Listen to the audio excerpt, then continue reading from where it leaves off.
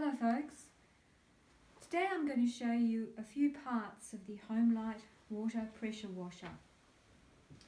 You'll see the box just over to the right at the back. As you can see, it's about 1400 watts. To the left of the box we have the water pressure machine. The water pressure machine stands about 1 foot or 30 centimetres in height. It doesn't have any wheels, but you can carry it around with a handle, and the handle is on the left, and that just clips to the top of the red machine. At the front we have the water pressure gun, and it also comes with 2 extenders.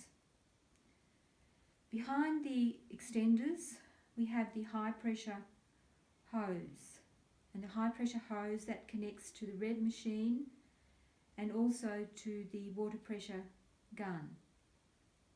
At the far back to the left we have the soap bottle or water soap bottle, and that can be connected in conjunction with the extenders at the front.